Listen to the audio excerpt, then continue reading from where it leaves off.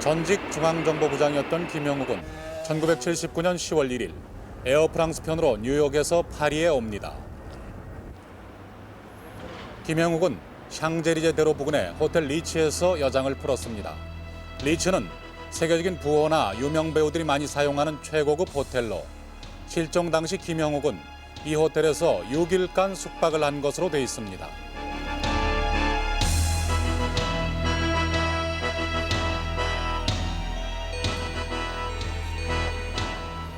그 후 10월 7일 김영욱은 파리에서는 1위 호텔인 웨스트엔드 호텔에 나타나 예약도 없이 방을 요구했고 405호실을 잡은 뒤 신원을 알 수 없는 동양인과 함께 호텔을 나갔다고 합니다.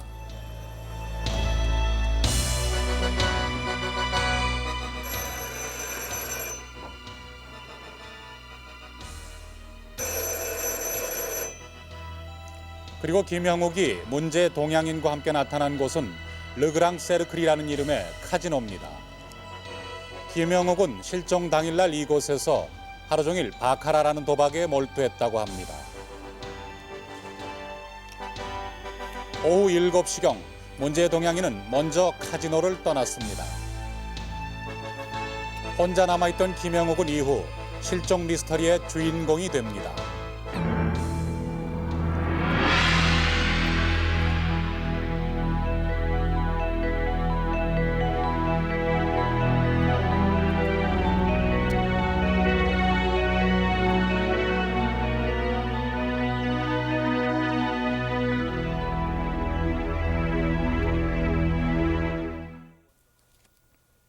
안녕하십니까, 고원정입니다. 방금 보신 것이 파리에서 실종된 김영욱의 마지막 모습입니다. 그리고 여러분, 이 책 기억나시죠? 바로 실종된 김형욱 씨가 남긴 그의 회고록입니다.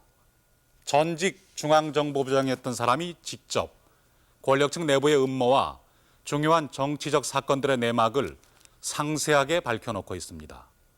물론 당시에는 금서였고 손에서 손으로 전해지면서 은밀하게 읽혔던 일종의 숨어있는 베스트셀러였습니다. 그런데 14년이 지난 지금까지도 김영욱이 어떻게 실종됐으며 과연 누가 죽였는지에 대해서는 여전히 미스터리로 남아 있습니다.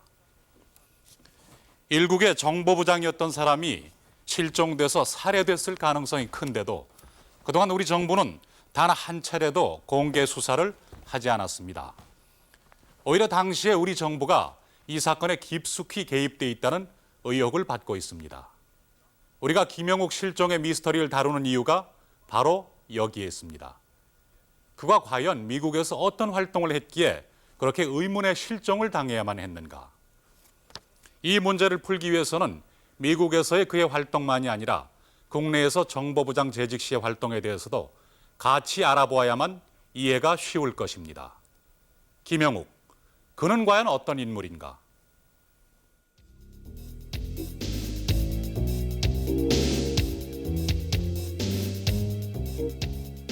미국의 망명에서 살고 있던 김형욱이 얼굴을 드러내기 시작한 것은 1977년도부터입니다. 그가 실종되기 2년 전의 일입니다.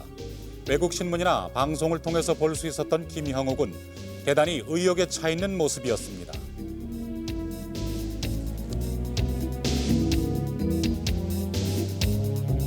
그 당시 아무도 유신에 반대하지 못하고 있을 때 김형욱은 일본이나 미국의 매스컴을 통해서 공개적으로 박정권의 독재를 비판하고 나선 사람이었습니다.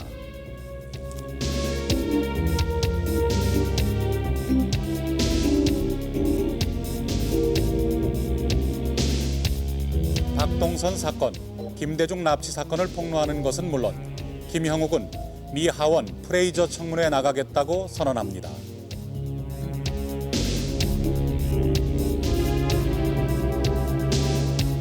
뭐야? 김영욱이 청문회에 나간다고? 정말이야? 확실합니다. 거기서 지가 무슨 얘기를 한대? 이미 박동선에 대해서는 FBI한테 거의 다 털어놓은 것 같습니다. 청문회에서는 김대중이 납치건을 터뜨릴 모양입니다. 뭐라고? 그놈이 제정신이야?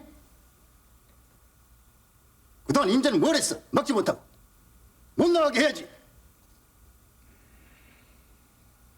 그때 하도 애걸 벗고래서 보내줬더니 감히 나한테 칼을 들이대.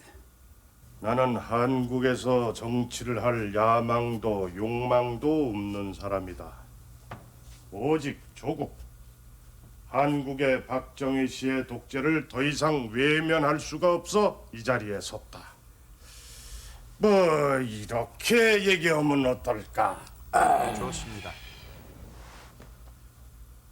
나는 철저한 반공주의자로 주한미군 철수를 반대합니다.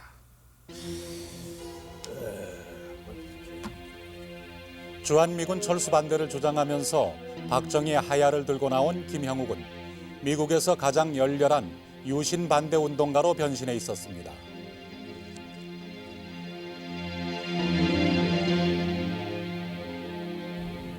아마 여러분들도 느꼈을 걸로 아는데 10월 유신 헌법을 이제 통과시키고 일단 국회가 구성이 되고 일단락이 되니까 미국의 여러 가지 눈치를 안 볼 수 없게 됐다고. 그래서 그것을 납득시키기 위해서 이 워싱턴 지역에 좀 통할 만한 사람들은 정치인, 경제인, 언론인 뭐 할 것 없이 여기 많이 보냈던 걸 난 기억하고 있다고 말이야.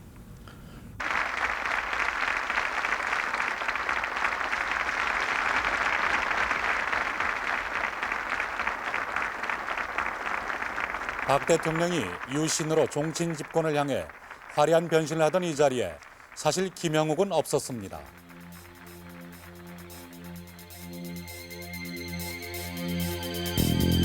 그는 권력에서 한참 밀려난 상태였습니다.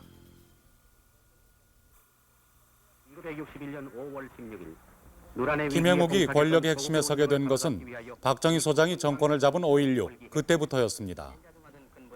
드디어 오늘 아침 비명을 기해서 김종필, 김용태 등과 함께 육사 8기로 혁명 주체 세력이 되었을 때만 해도 그는 황해도에서 단신월남한 시골뜨기 육군 중령에 불과했습니다.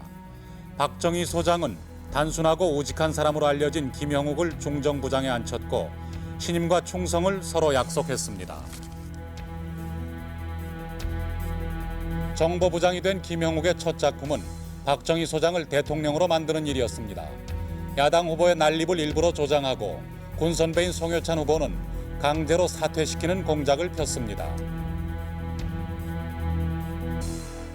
그러나 김형욱의 장담에도 불구하고 박정희와 윤보선 두 후보는 백중세였습니다. 박정희 후보가 지면 그것은 곧 혁명이 수포로 돌아가는 위기 상황이었습니다. 어이구, 지금 웃을 때가 아니야. 무슨 수를 써야지. 김 의장 계속 밀리고 있잖소. 큰일 당하기 전에 개표를 중단해 주시오. 걱정들 마시오. 박 기자. 허튼 수장 말고 빨리 개표를 중단시켜요. 변전소를 파괴해서 암흑세계를 만들어 표를 바꿔치든가 개표 사무를 엉망으로 만들어 군을 출동시켜 비상사태를 선언하고 선거를 무효시키든지 양자택일하시오. 김 의장 책임질 테야. 선거에 지면 몽땅 책임질 테냐고. 선거의 승패는 김 부장 손에 달려 있어. 우선 우리가 살고 봐야 될 거 아니오.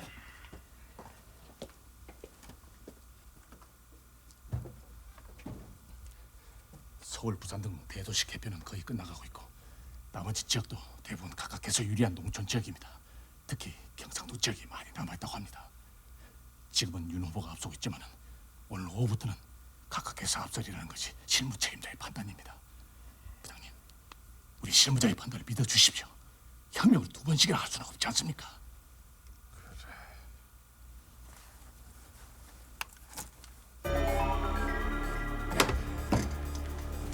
선거에 실패하면 내가 자살하겠다. 됐어? 선거에 질 때를 대비한 준비는 다 해놨어. 박정희 후보의 승리는 정보부 공작으로 선거에 성공을 거둔 첫 사례였습니다. 역사적 순간이 이루어졌습니다. 유효 투표의 다수를 얻은 민주공화당의 박정희 후보를 당선인으로 결정한 것을 여기에서 선포합니다. 이 선거란 것이 혁명보다 몇 값을 어렵다고. 응?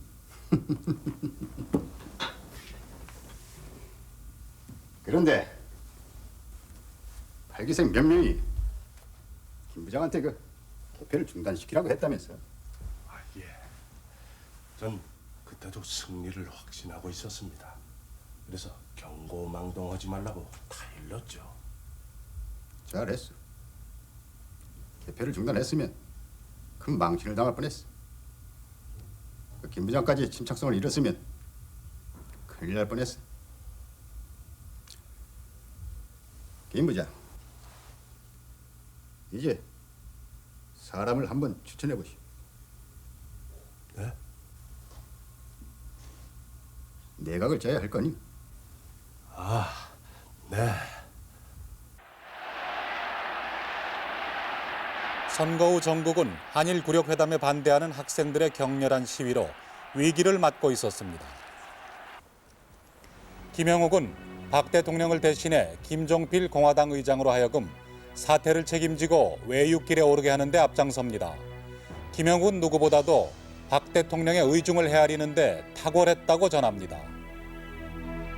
박정희 대통령과의 이해관계가 맞고 서로 필요했으니까 제가 보기에는 박 대통령에 대해서 이분이 나름대로 부하로서 이제 충성을 다했고, 또 박 대통령은 또 이제 그 김영욱의 그와 같은 부하로서의 그 충성심이라든가 또는 충성스러운 업적이라든가 또는 박 대통령이 이런 문제는 제거됐으면 하는데 자기가 지시하기에는 좀 낯이 뜨거운 얼굴이 뜨거운 문제도 김영욱이는 미리 알아채워가지고 자기 스스로가 이제 중앙정보부를 하는 막한 기관을 통해 가지고 제거해가지고 박 대통령 일하는데 이제 지장이 없도록 해가지고 박 대통령의 그 호감, 신뢰 이런 것을 이제 이분이 독점을 하다시피 했습니다.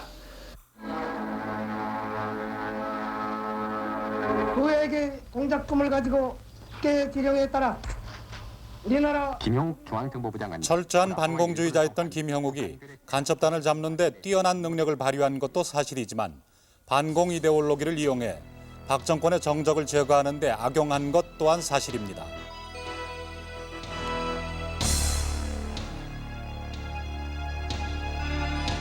특히 간첩단 사건에 있어서 김영욱의 저돌적인 방식은 항상 물의를 일으켰는데 그 대표적인 것이 동베를린 사건입니다. 김영욱은 독일, 프랑스 등지에서 유학 중인 학생 30명을 간첩 혐의로 불법 연행, 납치해와서 인권 문제와 함께 각국으로부터 주권 침해라는 항의를 받기도 했습니다. 심지어 김영욱은 67년 대통령 선거에서 박 대통령의 재선이 확실치 않자 윤보선 후보를 저격시키려는 음모를 꾸미고 실제로 저격수까지 배치했다는 사실이 최근 밝혀졌습니다. 윤모선 씨 집 앞으로 이렇게 보니까는 바로 옆에 독성고녀가 있는 거예요. 그래서 일단은 독성고녀를 갖다가서는 저 건물을 올라가가지고 살펴보니까 그 2층과 3층에서 바로 마당에 내려다 보이고 하는 조격 장소라서는 참 좋은 장소가 있었습니다. 그래서 일단은 거기다가 장소를 정하고 그 다음에 사격수를 갖다가서는 가장 잘하는 사격수를 데려다가 거기다가 준비는 시켜놓되 가만히 생각을 했습니다. 내 자신이 윤보선 씨가 대통령이 되지 않도록 공작을 하는 수밖에 없지 않겠느냐. 최선을 다해가지고 조격을 하지 않고 끝낼 수 있는 방향을 해야 되겠다. 생각을 해가지고 상급장 찾아가가지고 내가 자진해서 그래서 여러 가지 공작을 꾸민 사실이 있었습니다. 김영욱은 경제 분야에까지 관여해 기업들의 특혜와 관련된 굵직한 이권을 모두 자신이 관리했다고 합니다. 김영욱은 이권 개입을 통해 정치 자금과 정보부의 공작비를 조달했으며 자신도 엄청난 부정 축제를 한 것으로 알려지고 있습니다. 1960년대에는 우리나라가 경제 발전하기 때문에 차관을 외국에서 많이 도입을 했습니다. 그래서 이제 공화당 재정위원회에서 이제 그 3부를 띄고 그리고 이제 중앙정보부에서 정치 자금을 3부를 띄고 또 이 건설 무슨 입찰을 한다든지 낙찰을 하려면은 그건 반드시 이 정보부의 3부나 5부나 말이지. 그걸 주게 돼 있습니다. 예를 들면 8군 군납을 그거는 중앙정보부가 완전히 장악을 해가지고 그게 이제 김영욱 부장 시대에 아주 극심했지만 8군의 군납이 그게 중앙정보부의 승인 이건 아주 뭐 입찰도 아니에요. 승인 없이는 그 공사를 딸 수가 없어요. 김형욱은 이제 박 대통령 다음 가는 권력 내부의 실력자로 부상했습니다. 월남 전선 김영욱 중앙정보부장은 12월 초순 하월 맹호부대를 방문 한국군 통합사령관 최명신 장군의 영접을 받았습니다. 김 부장은 주월 우리나라 신상철대사와 함께 최명신 장군의 안내를 받고 맹호 용사들의 작전 효명을 두루시 전했으며 많은 위문품을 전달, 장병들을 위로 격려해 주었습니다. 박정희와 김영욱, 이 두 사람은 혁명동지로 출발해서 한 사람은 절대 권력자로 또 한 사람은 바로 그 절대 권력의 파수꾼으로 서로가 서로를 필요로 했던 사이였습니다. 증언에 따르면 김영욱 정보부장은 박정희 대통령에 대해서는 거의 맹목적인 충성심을 보였다고 합니다. 대통령의 신임은 곧 권력을 잡는 것이고 버림은 몰락을 의미하는 시기였습니다. 김영욱은 박정희 대통령의 신임을 등에 업고 스스로 대통령 다음의 제2인자였다라고 말할 만큼 막강한 권력을 행사했습니다. 그것이 절정에 달했던 때가 바로 69년 삼선 개헌 때였습니다. 박정희 대통령의 장기 집권을 위한 삼선 개헌이 처음에 어떻게 시작됐는지 김영욱 씨는 그의 회고록에서 이렇게 밝히고 있습니다.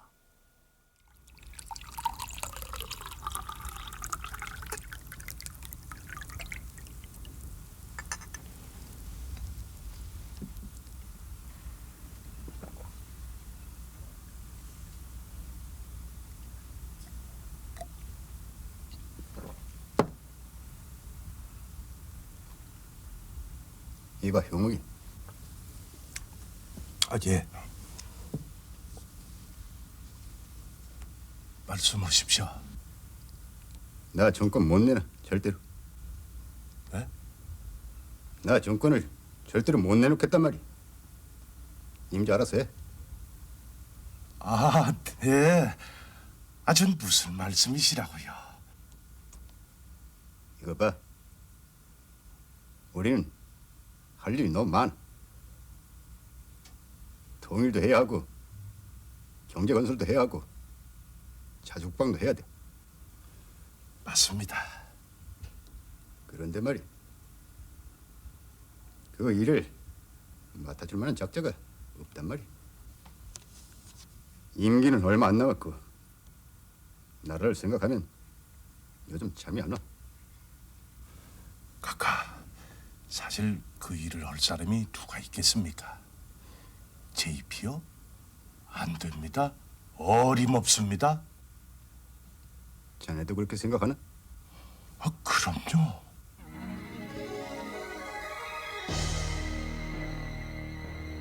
삼선 개헌에 대해서는 당시 찬성보다 반대하는 의원들이 훨씬 많았습니다. 특히 공화당 내의 삼선 개헌 반대파들은 김종필 씨를 중심으로 하나의 보이지 않는 세력을 형성하고 있었습니다. 그때 터진 것이 복지회 사건입니다. 김영욱은 이 사건을 개헌 반대파를 몰아내는 방법으로 이용합니다. 이 사건의 연루자인 김용태는 바로 김형욱과는 혁명동지 관계였습니다. 국민복지회는 여당 내 여당입니다. 박 대통령의 삼선 개헌은 불을 보듯 뻔한 것 아닙니까? 이것을 이렇게 물증이 있는데도 용태, 너 자백 안 할래?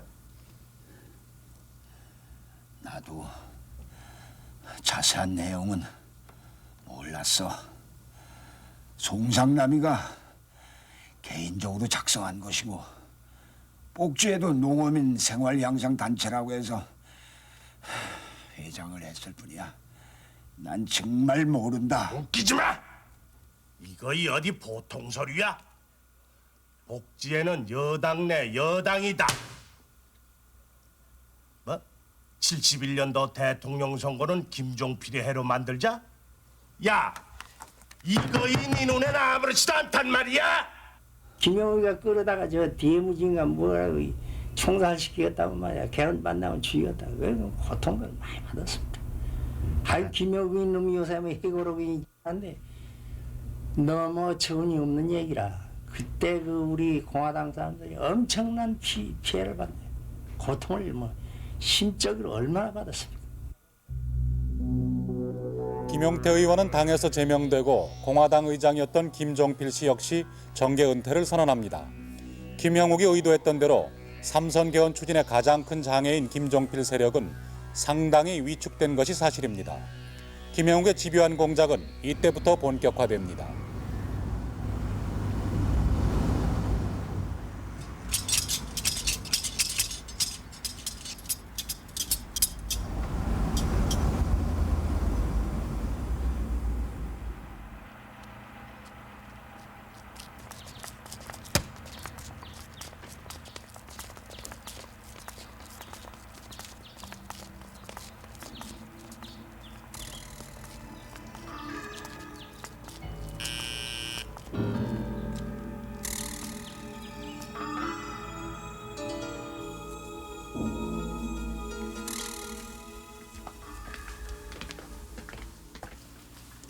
JP 집에 드나드는 공화당 의원 명단입니다. 그래. 자식들 이거 김용태 혼난 거 보고서도 이게 아직도 정신을 못 차리고 있네. 각하의 뜻을 헤아려야지. 그래, 모이서들 무슨 얘기들 했어? 아무래도 도청한 걸 눈치챈 것 같습니다. 개헌에 대한 얘기는 안 하고 딴 얘기만 했습니다. 무슨 얘기? JP가 그린 그림 얘기만 했습니다. 야, 일 좀 똑똑히 해. 수상하다 싶으면 가택 수색을 하라고. 권력은 써야 권력인 거야. 삼선 개헌에 대한 제야와 학생들의 반발은 상당히 거셌습니다. 김영욱 정보부장은 의원들을 개헌 지지에 끌어들이기 위해 온갖 방법을 동원했습니다. 그러나 그때까지도 여당인 공화당 의원들 중에는 개헌에 반대하는 의원들의 수가 상당수 남아 있었습니다.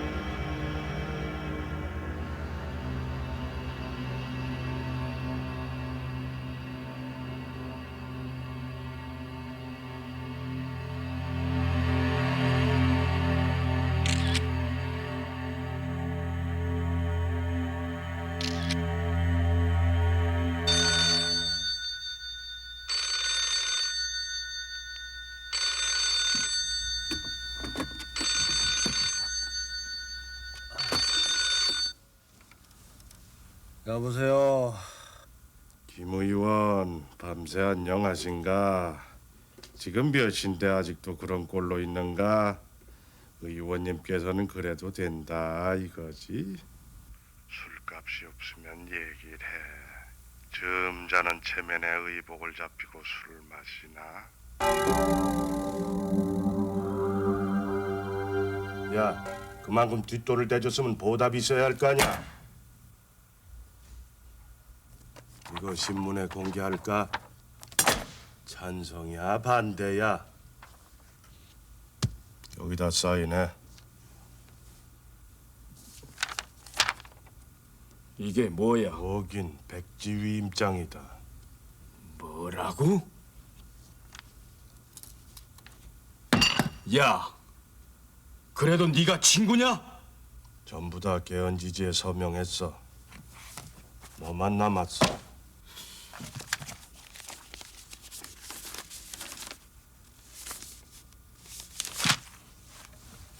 이 사람들 정말 서명했어? 다 하게 하는 방법이 있지.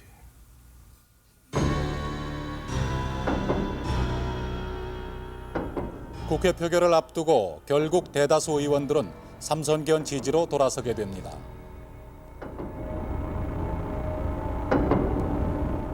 국회 표결에 들어가자 삼선 개헌안은 제3별관에서 날치기로 통과돼 버리고 맙니다.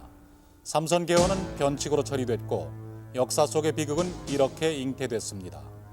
개헌 반대파가 힘을 잃고 여야 의원들이 소신을 저버리게 된 데에는 당시 김영욱 씨의 역할이 적지 않았음을 역사는 기억하고 있습니다. 그러나 청문회에선 김영욱 씨는 삼선 개헌에 대해 전혀 다른 주장을 했습니다. 나는 삼선 개헌이 영구 집권이라는 것을 알고 강력히 반대했습니다. 최선의 방안은 삼선을 기도하지 않고 박 대통령이 시원스럽게 하야하는 것이었지만 당시엔 그럴 가능성은 전무하다시피 하였습니다. 나는 중대한 시국의 사태가 이렇게 된 이상 한 번쯤 더 4년을 역임하도록 하는 것이 차선이라고 생각하고 막후 조정에 노력했습니다. 그러나 삼선 개헌안에 반대하던 야당 정치인이나 제야 세력들을 닥치는 대로 연행하고 고문하는 비인도적 과오를 결단코 범하지 않은 것만은 분명합니다. 삼선 개헌은 사실상 불가능한 개헌이었습니다. 그 안 되는 개헌을 되게 만든 것이 김영욱 정보부장이었다고 해도 지나친 말은 아닙니다. 김영욱은 대통령에 대한 충성 앞에서는 단순하고 우직했고 충실한 행동대장이었습니다. 삼선 개헌 당시 박정희 대통령에게 있어서 정보부장으로 김영욱보다 더 적격인 인물은 없었을 겁니다. 그래서 삼선 개헌은 성사됐습니다. 그러나 역사는 이제까지의 권력의 논리와는 전혀 다른 방향으로 흘러가고 있었습니다. 어쩌면 김영욱의 실정은 삼선 개헌을 성사시켜서 1등 공신이 된 바로 그 시점에서 이미 싹트고 있었는지도 모릅니다. 김영욱은 삼선 개헌이 성사됐을 때 자신이야말로 1등 공신이라는 자부심에 차 있었습니다. 국가 안보를 위해 김 부장이 세운 공은 역사가 평가해 줄 거예요. 과분한 말씀입니다.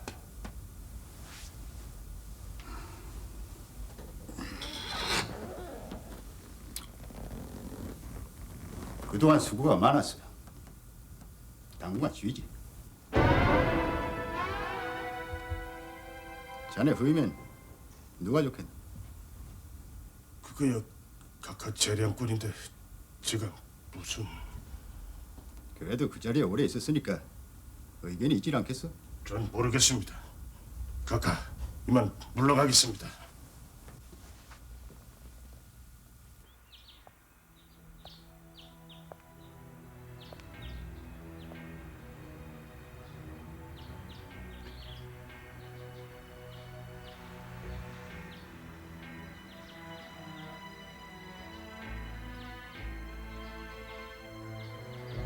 김영욱 정보부장이 거기서 완전히 그냥 놀래가지고 나보고 얘기만 한 뭐냐면은 내가 박정희를 천사로 만들기 위해서 악마 역할을 내가 다 온 사람이다. 박정희를 천사 만들기 위해서 내가 악마 역할을 다 했는데 어떻게 나도 처자식이 있고 친구가 있고 부하가 있는데 오늘 그만두라 할 수 있느냐. 근데 거기서 청와대에서 나오면서 이건 꿈이다 생각해가지고 자기 그냥 허벅지를 얼마나 주요 양쪽을 뜯었더니 나중에 멍이 들어가지고 상당한 기간이 멍이 빠지지 않았다. 그런 얘기를 하면서 김영욱이 정보부장직에서 해임된 것은 삼선 개헌이 국민투표로 통과된 지 꼭 3일 후의 일입니다.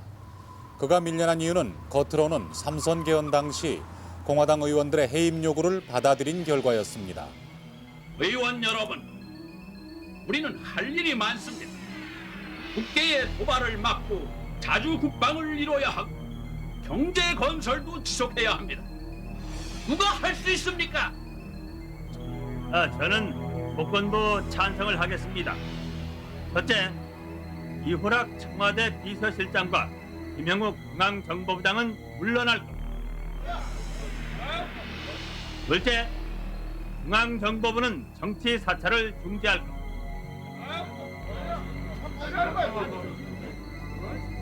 국민투표 끝나고 난 뒤에 즉각 조치를 할 테니까 날 믿어달라. 그래 말씀을 하셔서, 그러나 국민투표 끝나고 나면 그 두 사람이 공로자가 될 텐데, 각각께서 인정이 많으신데 그 공로자들을 자를 수가 있습니까? 내가 볼 때는 불가능하다고 봅니다. 아니야. 이거 내 틀림없이 할 테니까 이영훈하고 나하고 둘만 알자. 일체 비밀 지켜달라. 그때 그런 말씀이 계셨어요.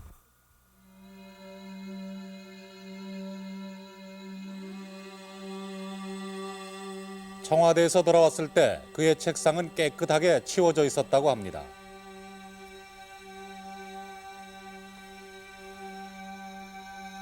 그의 해임은 박 대통령의 의 중에 이미 계획된 것이었는지도 모릅니다.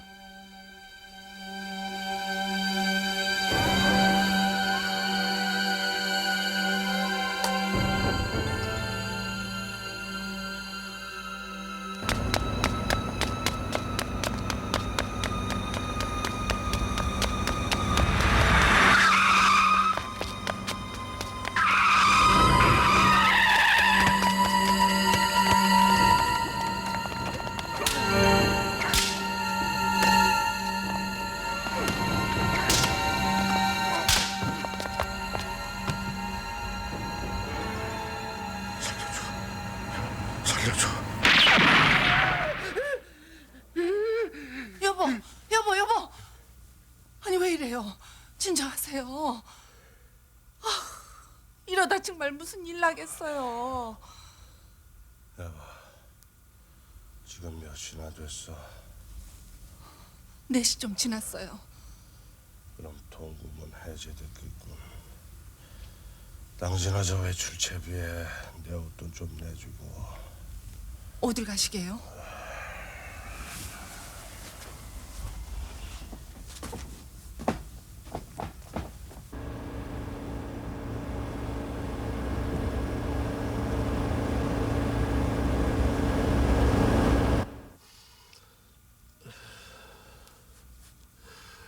용태야, 다 내가 잘못했어. 용서해주게.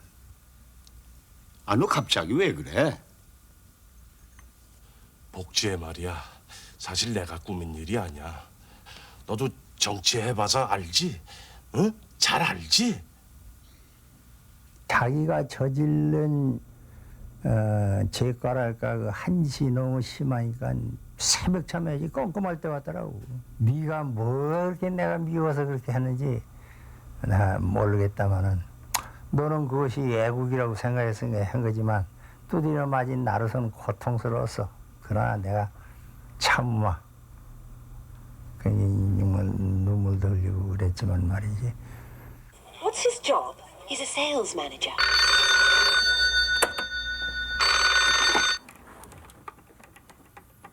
김성국 너 이놈 평생 정보부장 자리에 앉아있을 줄 알았겠지? 너는 빨리 죽으면 절대 안 돼! 제발 오래오래 살다가 내 선생 못한 짓은 그대로 한번 당해야 된다 이놈아! 이 천하에 전화를 끊든지 번호를 바꾸든지 하지 못 살겠어요.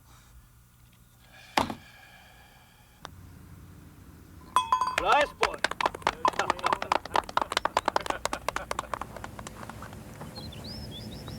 누구지? 예춘호 오학진 의원이십니다.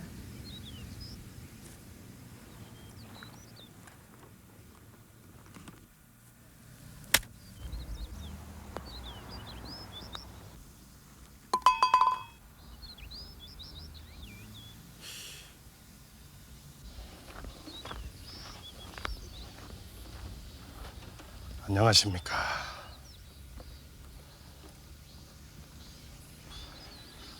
안녕들 하십니까.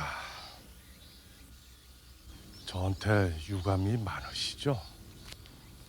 예 의원, 삼선견 때 내가 잘못했수다. 학진이 날 용서해주게. 우린 친구 아닌가. 뉴코리아에서 이 공을 치고 있는데 원래 이제 이 공이라 하는 게 이제 그 사람 또 싱거리고 하니까 옆으로 올 리가 없는데 공이 하나 날라왔는데 그 뒤에 이제 이 김영욱 씨가 따라 나왔어요. 그러니까 꼭 그 이 삼선개헌 이후로 2년 만에 만난 셈인데 뜻밖의 이 아주 반갑게 이래 대하면서 첫 마디가 내가 이번에 그 외국에 나갔다가 들어와서 느낌이지만은 정말 그때 여러분들의 이 주장이 옳았다 하는 것을 느꼈다고 하면서 몇 번이고 그 참 되풀이하면서 우리들로 하여금 옳은 주장을 했다는 얘기를 하더라고요. 71년 선거 당시 김형욱은 자기가 한때 모질게 굴었던 김대중 씨에게 은밀히 자금을 지원했다는 얘기도 있으나 밝혀진 사실은 없습니다. 그러나 정보부장에서 물러난 김형욱이 김대중 씨에 대해 호감을 가졌던 것만은 분명합니다. 대통령 선거 기간인데 뭐 기업의 사장이 그 목욕탕에를 갔는데 모욕을 하고 있는데 누가 등 뒤에서 탁 쳐서 보니까 김영욱 정보부장이라. 그러니까 이분은 옛날에 김영욱 정보부장 밑에서 부속이 됐던 사람이. 그런데 김영욱 정보부장이 귀에다 대고 이번 대통령 선거에 김대중이 좀 도와라. 그리고 김상현 의원을 한번 만나라고. 정보부장에서 쫓겨난 김형욱은 전국구 의원을 한번 역임했을 뿐 유신 정권에서는 완전히 소외돼서 초라한 모습으로 야인 생활을 했습니다.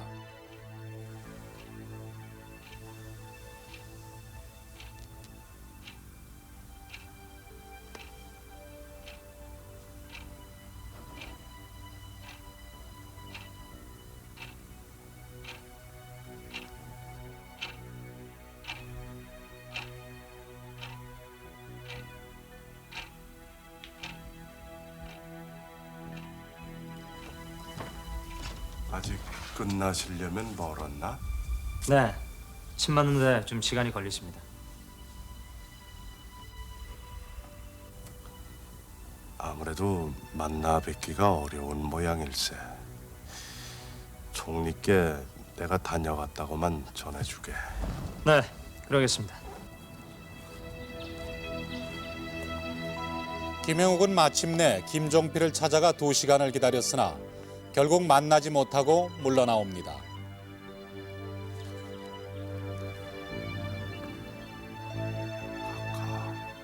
김형욱입니다. 참으로 오랜만에 각하를 부르니 감개가 무량해 눈물이 앞을 가립니다.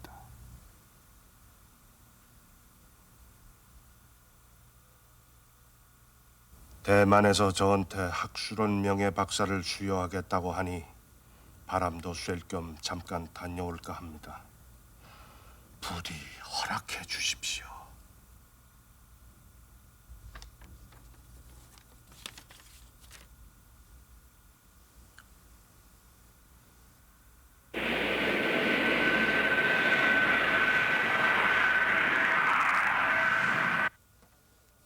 김형욱은 대만에서 박사학위를 받고서도 서울로 돌아가지 않고 미국행 패남기에 몸을 실었습니다.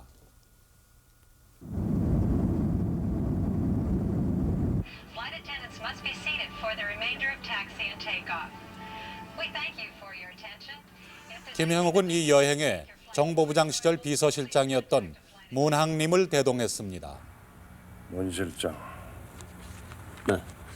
당신과 사전 협의를 못하고 여기까지 와서 대단히 미안하게 됐소.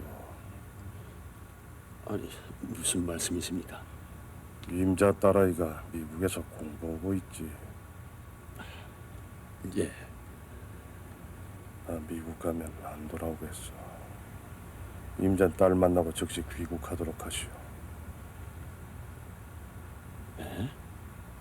아니, 무슨 말씀이십니까? 그럼 망명을 하시겠다 말씀입니까? 글쎄, 망명 아닌 망명일런지도 모르지. 하지만 하지만 이래가지고 되겠어? 이래가지고 국민들이 따라가겠는가 말이야. 박 대통령이 돌았어. 내가 미국 가서 안 돌아오면 당신 입장이 난처할 거야. 필요하다면 날 실컷 욕하시오.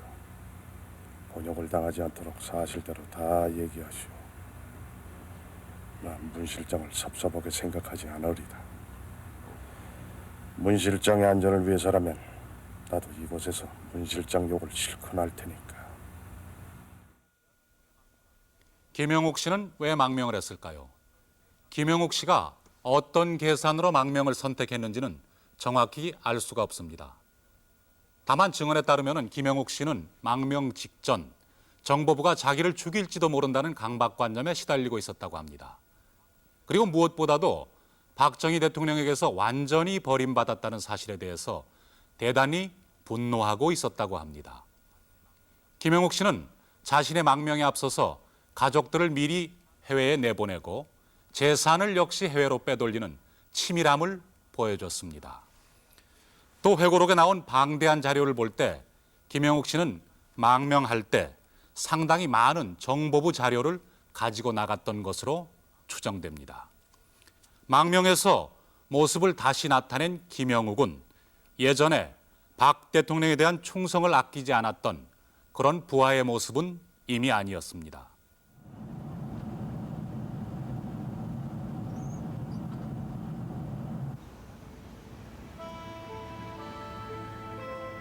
망명온 김형욱은 이 뉴욕에 자리를 잡았습니다.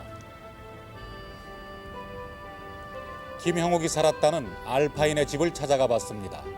알파인은 미국에서도 몇 안 되는 부촌으로 알려져 있는 곳입니다. 그러나 현재 이 집에 김형욱 씨의 가족들은 살고 있지 않았습니다. 김형욱 씨의 가족들은 대지 1,800평에 달하는 이 집을 $100만 팔고 이사를 갔다고 합니다. He died in France, I think. I don't know. I don't know the man. The only way I know this is because at the time when I got the deed, the house was given to the son from the mother and father. 망명할 때 김형욱이 국내에서 돈을 얼마나 가져왔는지 정확한 액수를 알 수는 없으나 김형욱의 가족들은 여행을 즐기며 비교적 호화롭게 살았다고 합니다. 망명 후에도 국내에서의 송금은 계속됐다고 합니다.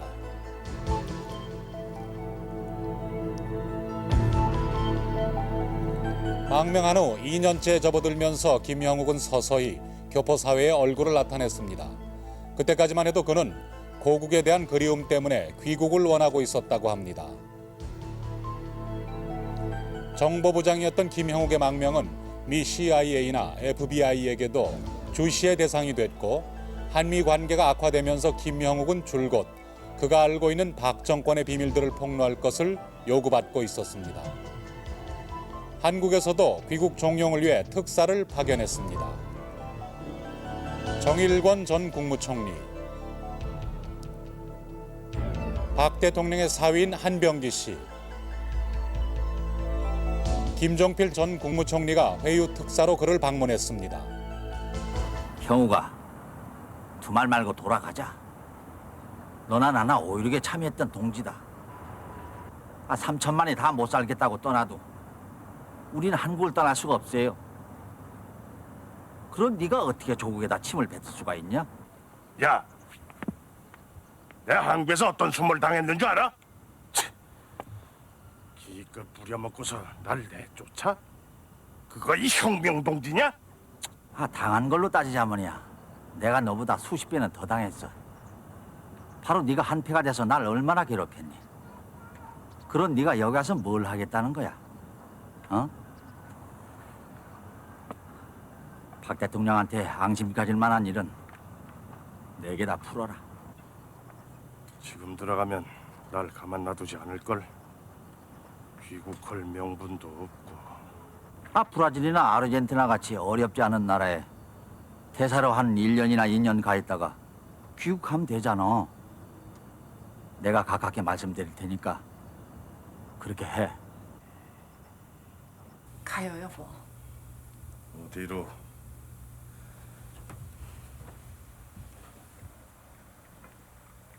한국에 가요. 일을 주시겠다잖아요. 아, 가문이 소리야. 내가 한국에 있을 때 권력 2인자였는데 그보다 더한 중책이 어디 있어? 그러면 평생 미국에서 살자고요? 여기서 죽자고요? 난 못해요. 가면 박정희가 날 가만둘 것 같아? 나에게 중책을 줄 생각이라면 서울에서 반역자라고 하겠어? 당신하고 정환이하고 여권도 재발급 안 해주잖아. 지금 그 속을 몰라? 당신 그럼 청문회 나갈 생각이세요?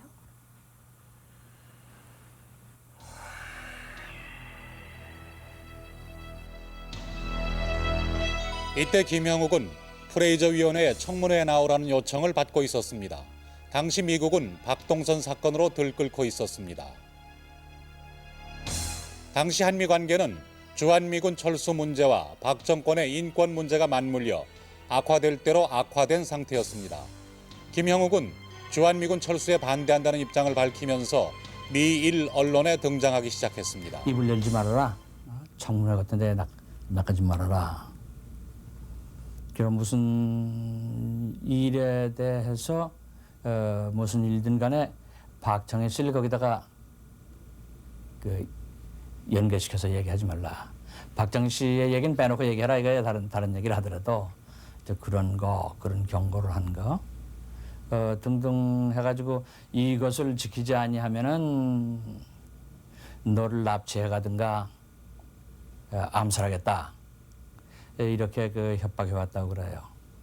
본인도 이제 그게 두렵죠. 그러니까 그것을 혼자 입 다물고 있다가는 오히려 위험할 것 같으니까 신문에다가 발표했다고요. 국내에서는 박동선 사건으로 신직수 씨가 해임되고 김재규가 정보부장에 임명됐습니다. 그의 1차적인 임무는 김형욱을 귀국시키는 일이었습니다.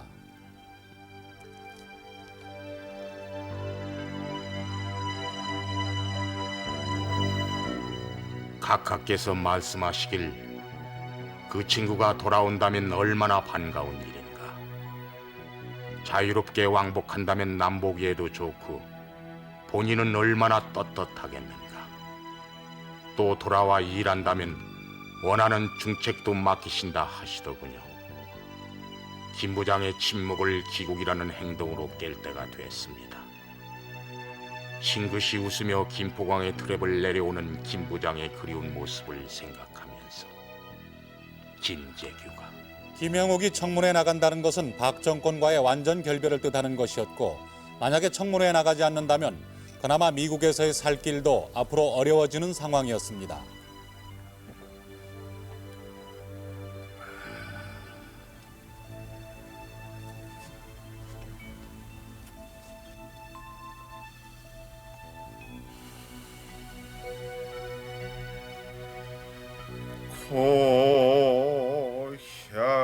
고향이 그리워도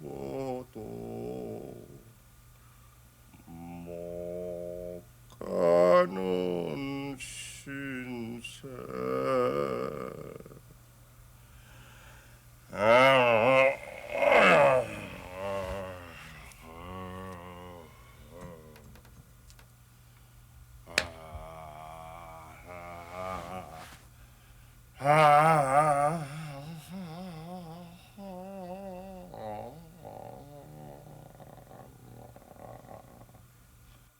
귀국을 언젠가는 해야 할 텐데 본국에 돌아가야 할 텐데 가만히 보자 하니 박정희 씨가 집권하고 있는 동안은 이건 귀국하는 건 불가능하거든요. 그래 한 4년씩 있다가 본인도 이제 각오를 한 거예요. 그냥 업돼서만 있을 게 아니라 나와서 투쟁을 해야겠다. 아마 그런 생각이 들었던 것 같아요.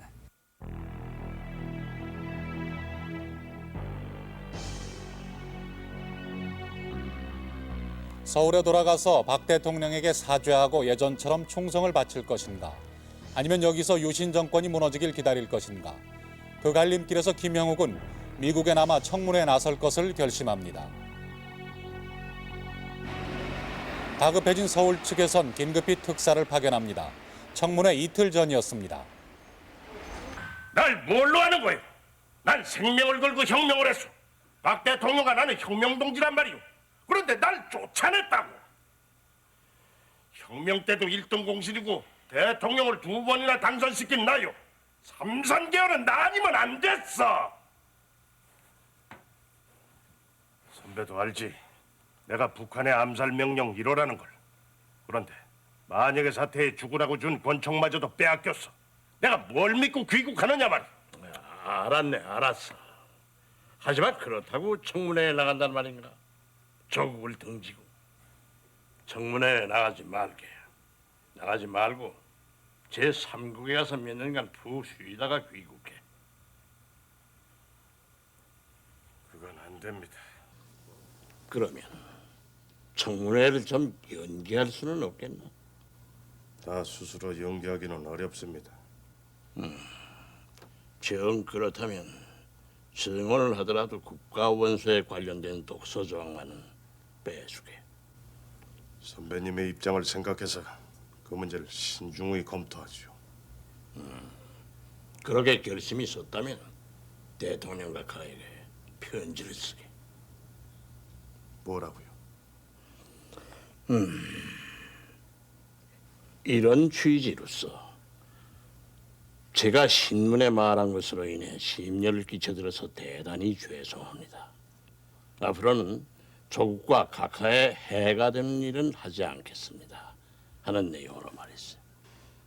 대통령이 편지를 안 보내는데 내가 왜 편지를 써야 합니까? 나도 참을 만큼 많이 참았습니다. 왜 정부 대변을 시켜서 날 용공문자로 부릅니까? 심지어 반역자로까지 합니다. 반역자가 도대체 뭡니까? 청문회에서 발표할 성명서 작성을 아직 끝내지 못했습니다. 내일 다시 뵙죠. 아니 뭐라고요? 또 났다고요? 이게 아니 그 이래도 되는 겁니까? 형욱이한테 전하세요. 기어코 증언을 하겠다면 제대로 살아남지 못할 거라고요.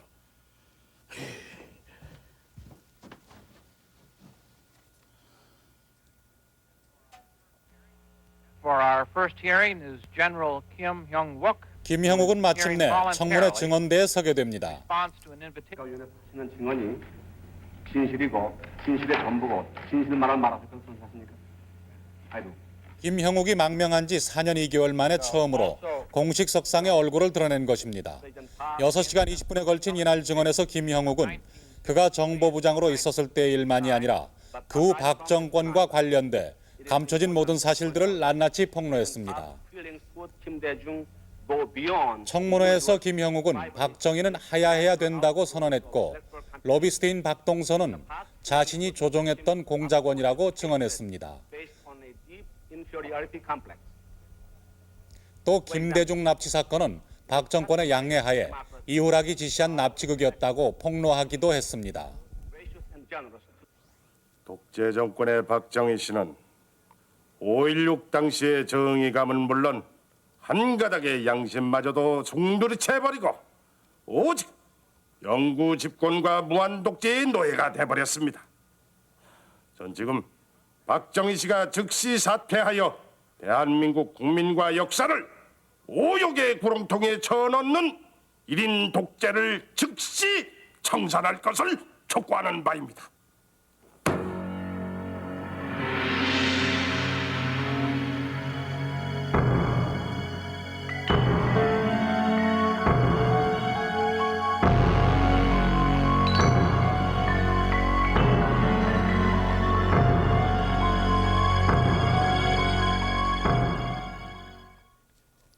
김형욱은 미국에서 자신이야말로 박정희 대통령은 물론 소위 권력을 쥔 자들의 비밀을 너무 많이 알고 있어서 불행한 사람이다 하는 말을 자주 했다고 합니다. 그렇게 내부의 비밀을 많이 알고 있는 김형욱은 박 정권에게는 언제 터질지 모르는 시한폭탄과도 같은 존재였을 겁니다. 그런 김형욱은 청문회 후에도 멈추지 않고 박 정권에 치명적인 상처를 입히는 새로운 작업에 들어갑니다. 그 작업의 결과가 바로 이 회고록 원고입니다. 김형욱은 이 회고록 원고를 가지고 박 정권과 협상을 벌이는 과정에서 파리에 갔고 거기서 실종됐습니다.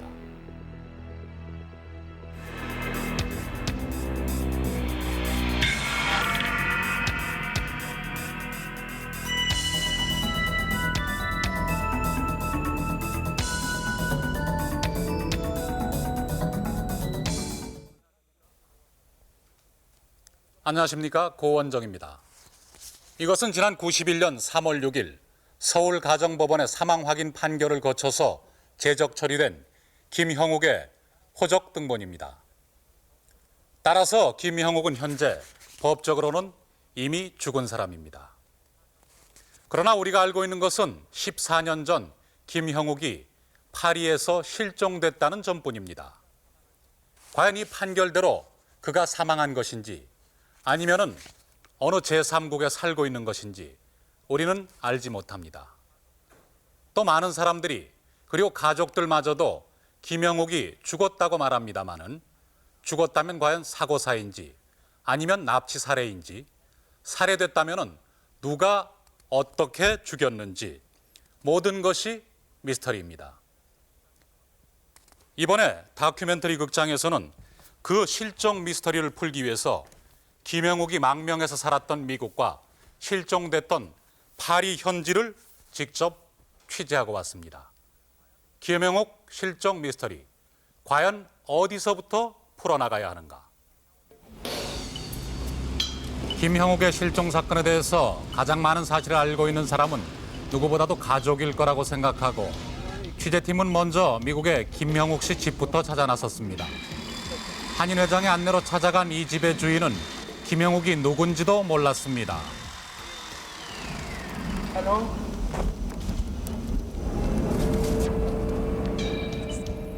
알파인에 살고 있다는 것 밖에는 교포 사회에서 김형욱 씨의 집을 아는 사람은 아무도 없었습니다. No, before that was Kim, but he had left. Yeah. He had gone to Florida, I think. I don't know. I don't know the man. Anyway, the guy he used to live. 알파인에는 한 부동산을 통해서 어렵게 김형욱의 아내 신영순 씨의 집을 찾아냈습니다. 꼬박 일주일이 걸려서였습니다. 저택 입구에 감시용 카메라가 설치돼 있어 취재팀의 방문은 이미 가족들에게 포착돼 있었습니다. 계십니까?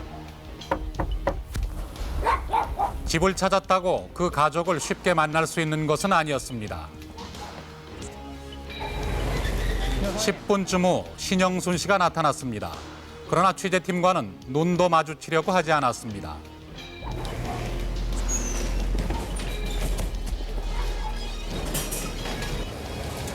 그 대신 나타난 것이 알파인 경찰이었습니다. 김형욱의 가족들은 끝내 만나지 못했습니다. The owner of this house does not want anyone on his property. You're perfectly free to remain in the street and speak with anyone you like. 신영순 씨는 알파인에서도 약 2,400평 되는 대저택에 살고 있었습니다. 가족을 통해 진상에 접근하려던 취재팀의 첫 번째 시도는 좌절되고 말았습니다. 취재팀은 김형욱이 실종된 파리에서 미스터리의 단서를 찾아보기로 했습니다.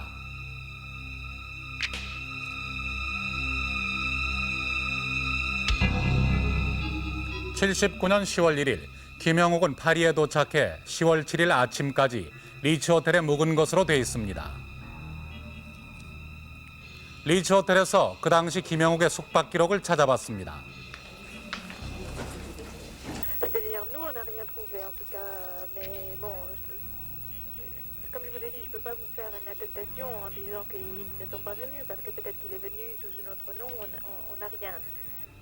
그렇다면 김형욱이 리츠 호텔에 묵지 않았을런지도 모릅니다.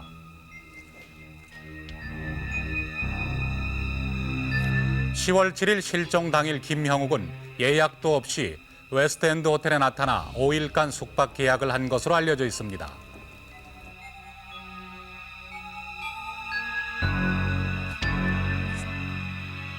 그러나 한국인과의 접촉을 꺼리던 김형욱이 한국인 여행객들이 단골로 이용하던 이 2류급 호텔에 들었을는지는 의문입니다.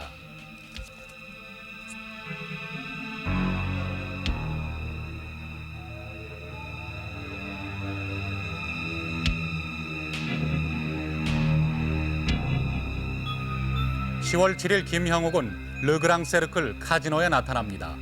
과연 카지노에 나타난 사람이 김형욱이 맞을까? 그리고 문제의 동양인은 누구인가?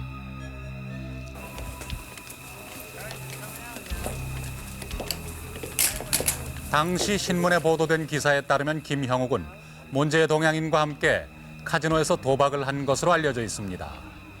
저녁 7시경 문제의 동양인은 먼저 카지노를 나갑니다.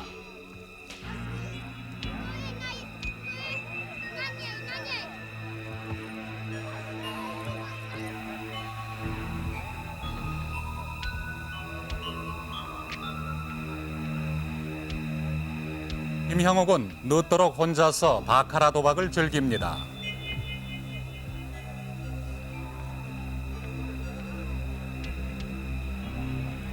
이날 김형욱은 돈을 호기 있게 썼고 동양인이라는 점 때문에 사람들의 시선을 끌었습니다.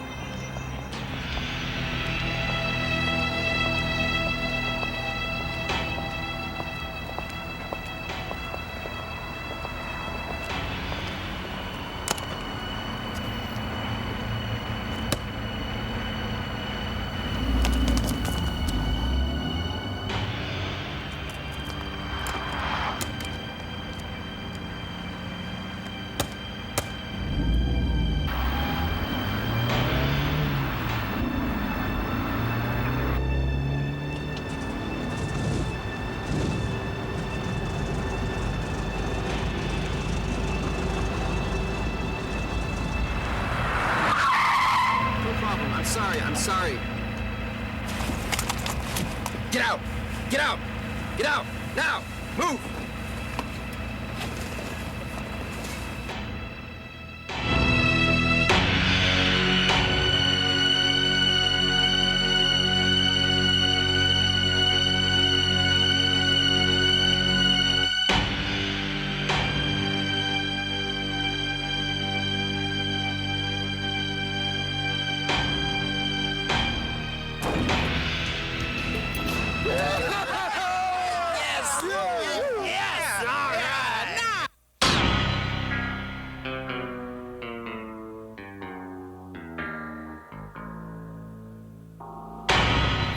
돈을 노린 범죄 집단에 의한 단순 사고설은 카지노 주변이 우범지대고 김형욱이 돈을 많이 가지고 있었다는 보도에 근거한 것입니다.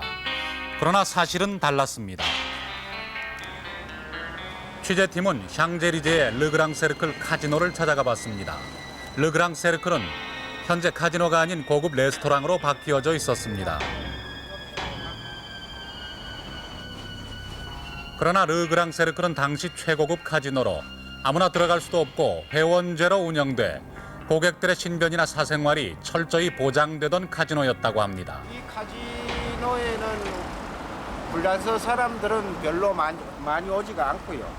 아랍 사람이나 또는 그 여행자들 또는 그 불란서에 들어와 있는 그 외국의 그 좀 돈 많은 사람들이 주로 드나들었던 그 아주 특별한 그 도박장이었어요.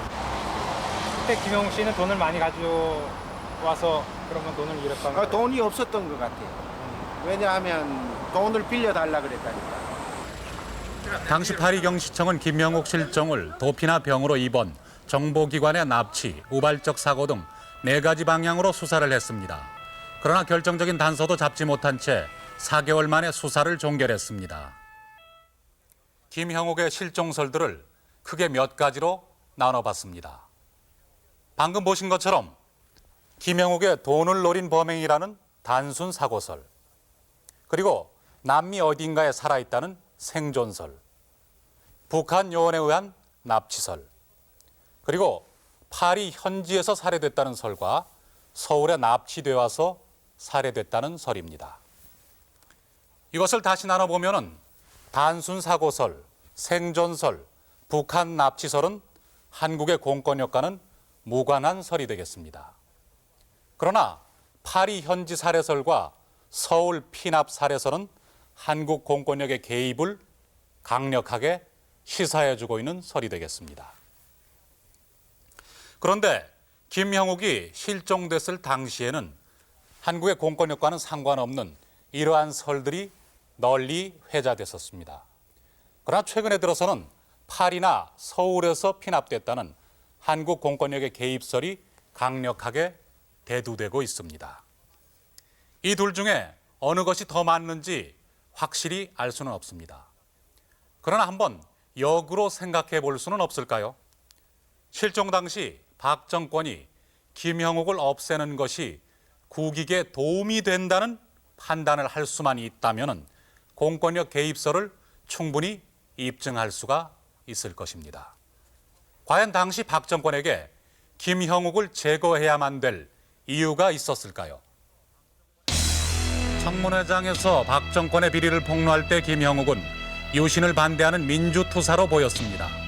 대신 박 정권의 국제적 이미지는 완전히 실추돼 버렸습니다. 청문회를 전후로 김형욱은 교포 사회에도 자주 얼굴을 드러냈습니다. 뭐 안경 끼고 뭐 혼자 슬그머니 와서 식사 먹고 가고 뭐 그랬죠. 뭐 그 재진 아니고 그렇겠죠. 어떤 음식을? 뭐 설렁탕도 잡수고 뭐 곰탕도 잡수고 찌개도 잡수고. 누구랑 같이 많이 왔습니까? 제가 봤을 때는 뭐 많이는 안 다닌 것 같아요. 한두 사람 뭐 이렇게 식사를 다니는 것도. 청문회가 끝나면서 김형욱에 대한 관심도 사라지게 되고 김형욱은 술과 도박으로 소일했다고 합니다.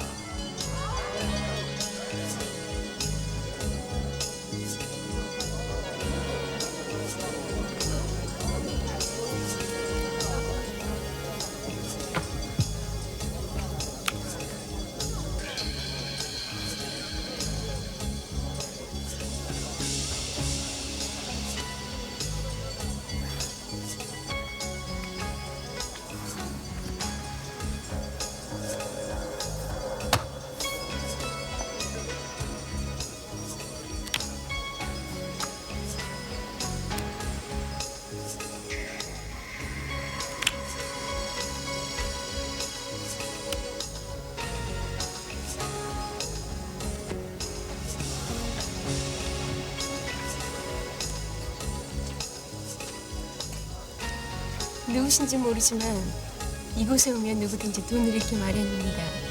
그만하시지요.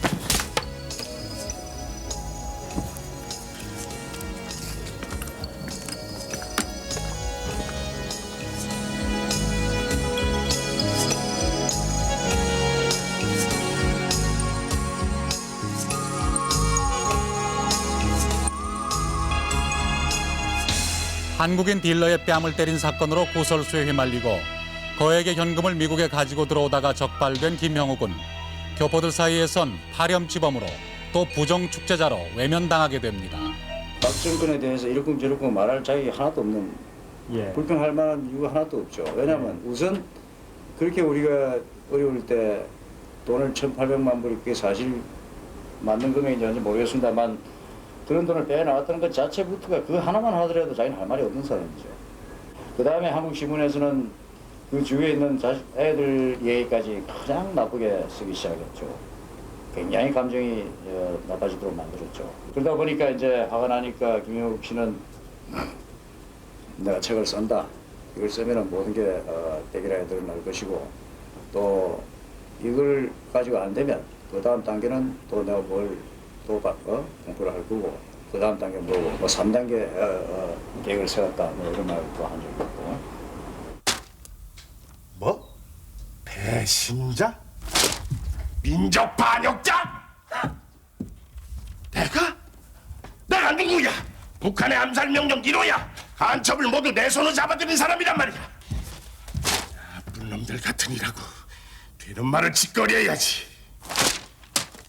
이렇게 나오면 나도 생각이 있다고.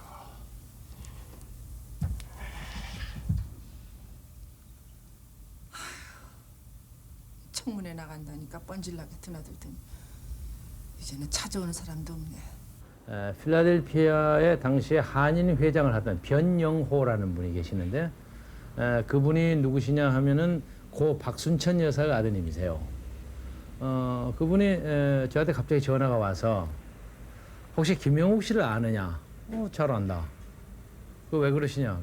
김영욱 씨가 당신을 좀 만나고 싶어 하더라. 그래서 무슨 이유인지를 모르겠느냐? 그래서 뭐 얘기를 하고 싶어 한다. 그래서 제가 하루쯤 생각을 하다 그럼 한번 만나보겠노라. 그래서 그들이 지정한 뉴저지 어떤 장소에 차를 몰고 갔습니다. 갔을 때 나중에 또 그분이 등장하게 될지 모르겠습니다만은 김용길이라는 분의 안내를 받아서 어느 그 모텔 같은 데 나오셨더군요. 근데 제가 그 전에 한번 슬쩍 본 적이 있어요. 한국에서 김영욱 씨를 우연히 본 적이 있는데 반갑게 악수를 하고 얘기를 시작했습니다만 제가 불쾌했던 것은 아직도 자기가 현지 부장인 것처럼 좀 거들먹거리고 반말도 찍찍 쓰고 그래서 좀 저항감을 가졌어요. 이때 김경재 씨는 김형욱으로부터 회고록을 대필해달라는 제의를 받습니다. 박 정권의 비밀을 폭로한다는 것은 당시로서는 죽을 수도 있다는 각오를 하지 않으면 안 되는 일이었습니다. 그러니까 예. 내가 집권하고 있는 동안에 무슨 일이 있겠느냐 말이야. 네. 절대 들어오나라 말이야. 네. 이렇게 많은 사람이 미국 정령을 했지만 네. 내가 안 들어간 이유가 내 지조가 말이야. 네. 그의 지금 10월 26일의 독재에는 내가 절대 불참하겠다는 결심이 말이야. 김영욱 씨가 전화로 불러주면 김경재 씨가 원고를 만들고 그 원고를 다시 김영욱 씨가 감수하는 방법으로 2년 3개월 동안 5,000매의 회고록이 완성됐다고 합니다. 김경재 씨는 회고록을 대필해주는 대가로 한글, 영어, 일어판 3개의 판권을 받기로 했다고 합니다.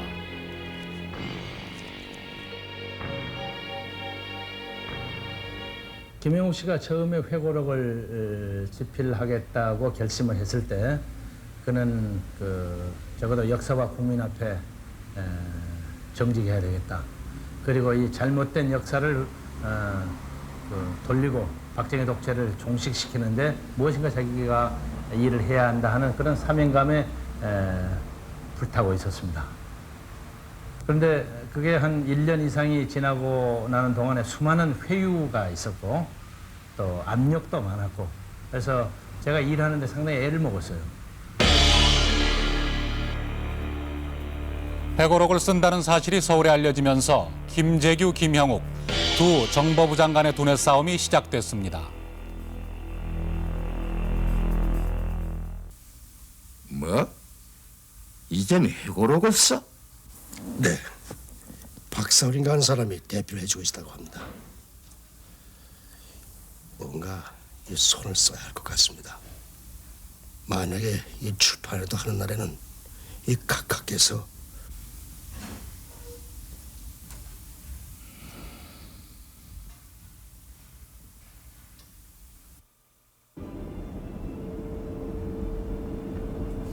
김재규는 회고록 협상 특사를 뉴욕에 파견합니다. 당시 김재규는 김영욱이 회고록을 준비한다는 사실만 알았을 뿐 박 정권의 비밀을 어느 정도 담고 있는지는 몰랐습니다. 사모님, 오랜만입니다. 어서 오세요. 먼 길 오시느라고. 이쪽으로. 예. 잘 왔네. 잘 왔어. 이거 받으십시오. 고양이의 냄새도 맡으시라고. 잣 한 상자입니다. 받아. 괜찮아. 윤 장군은 믿을 수 있는 사람이야. 사모님, 시장한데 이 빈대떡이라도 좀 붙여주십시오. 내 정신 좀 봐. 그렇지 않아도 준비해놨어요. 앉으세요. 예.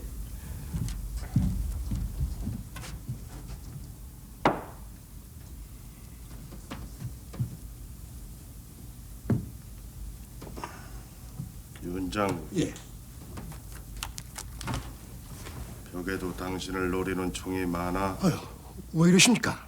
이 총 놓으십시오. 박정희가 시켜서 왔겠지만 날 설득할 생각은 말게. 그냥 고향 얘기나 하다 가라. 제가 누굽니까? 김재철 씨 후임으로 부장님이 남산에 오실 때 제가 직접 운전을 해서 부장님을 수행한 사람이 아닙니까?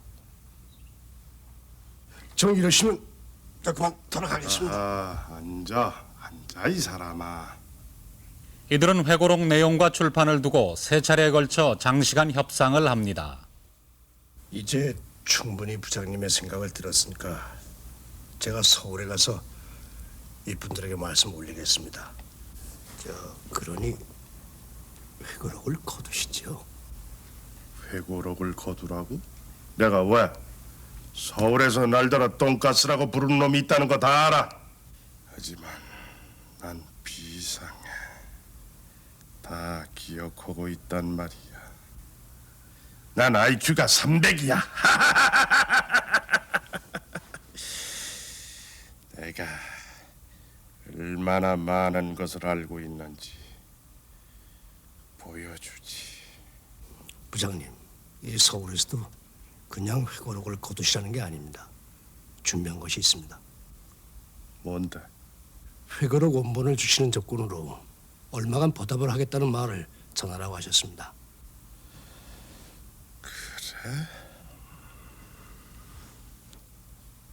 회고록에 대한 것은 뭐 여러 가지 본인 요구사항은 말씀이 여러 가지로 오가고 했는데 처음에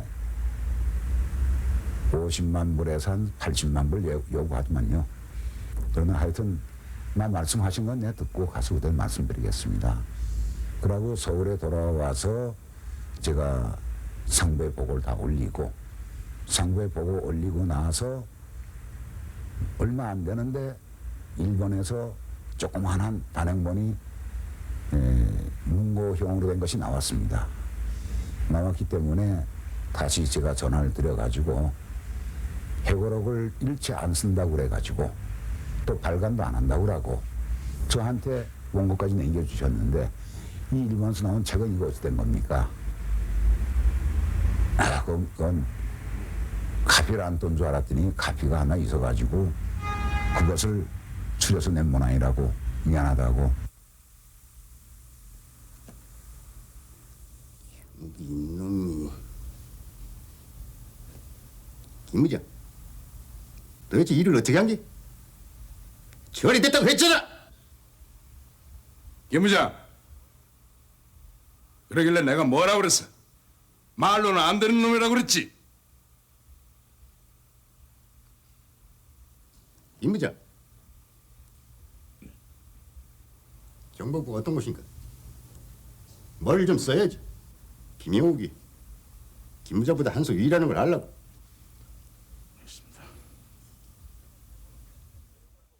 김영옥 회고록의 내용을 보겠습니다. 5.16 쿠데타에서 유신에 이르기까지 중요한 정치적 사건들은 모두 다루고 있습니다. 혁명과 우상이란 이름하에 밝혀놓은 박정희의 좌익 경력, 정인숙 여인의 피살 사건, 김대중 납치 사건, 몬세광 사건, 그리고 박정희의 통치 수법 등은 당시 국민들에게 폭로되면은 박 정권이 무너질 수도 있는 충격적인 내용들이었습니다. 김형욱의 입을 다물게 해야 할 충분한 이유가 됩니다. 그렇다면은 김재규 중앙정보부장은 이 김형욱 문제를 어떻게 해결하려고 했을까요? 협상인가? 아니면 또 다른 은밀한 공작인가?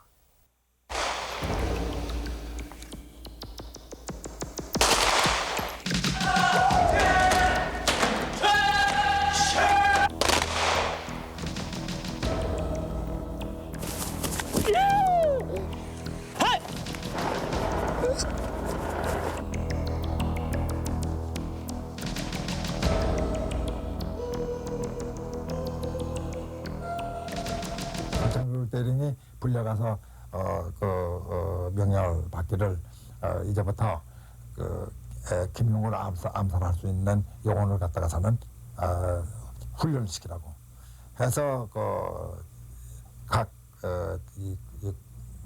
군에서 어떤 이 정보계통에서 해가지고서는 12명을 그 젊은 장정을 갖다가서는 불러들여 가지고 훈련을 시키는데 물론 여러 가지 무술 칼로 이렇게 해가지고서는 명치를 찌른다든가 또는 뭐 돌격을 해가지고서는 한숨에 목숨을 끊는 그 같은 훈련도 물론 훈련이 있지만은 특히 선을 갖다가서는 통해서 사람을 갖다가서는 하나 처리하는데 눈 하나 까딱하지도 않고 처리할 수 있는 그 어떤 정신 상태를 키우기 위해서 주로 거기에 치중을 해서 훈련시켰다고 그런 얘기를 서창빈한테 얘기를 들었습니다. 훈련은 잘 되고 있나? 예, 사기가 대단합니다. 이것은 작전이다. 말이 새어나가지 않도록 해. 예, 알고 있습니다. 나가봐. 예. 부장님, 부르셨습니까? 아, 어서 오시오. 자, 앉읍시다. 예.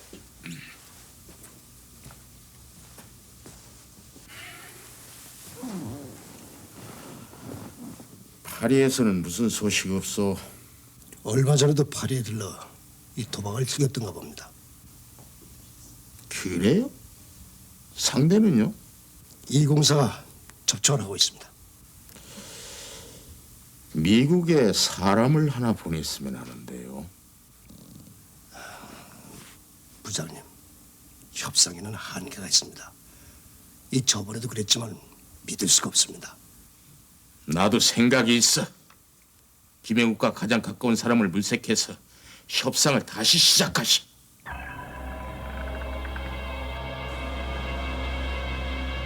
김영옥은 스위스 은행에 예금해둔 돈을 찾으러 갈 때면 항상 파리에 들러 도박을 즐겼다고 합니다.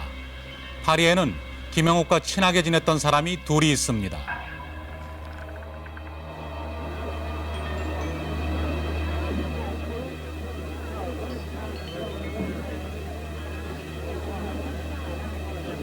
한 사람은 바로 이 파리 중정 책임자입니다. 이 사람은 5.16 후 반혁명 미수 사건 때 가담했다가 자수해서 김형욱이 중정부장으로 있었을 당시 각별한 신임을 받았던 인물입니다.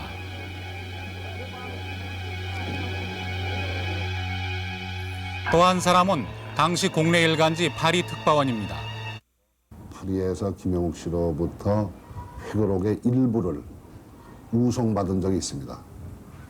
저한테 그 미국에서 등교 편물로 김영욱 씨가 보내온 회고록의 일부를 받은 것이 제 기억에 따르면 한 79년도 그냥 실종되던 해 봄으로 기억합니다. 원본은 제가 일단 읽어보고 제가 잠시 좀 망설였습니다. 이거를 제가 소각 처분해버리는 게 바른 길인가. 혹시라도 그때 문제가 되고 있었고 여러 군데서 관심이 있었던 사안이기 때문에 일단 우리 대사관 직원한테 귀뜸이라도 해주는 게 내 도리인가. 여러 가지 신중히 생각한 결과 제가 이런 원고의 일부를 김영욱 씨로부터 받아서 읽어봤다. 내용에 대한 이런 정도의 내용이더라는 것을 당시 파리에 근무하고 있던 우리 외교관께 일부 귀띔을 해줬습니다. 김재규는 회고록에 박 대통령의 좌익 경력과 사생활 부분까지 기록한 것을 알고 협상 특사를 뉴욕에 보냅니다. 회고록으로 흥정을 하려는 것은 김영욱의 계산된 의도이기도 했습니다. 어이구, 김 부장, 오래간만이요. 수고하십니다. 자, 올라오시죠.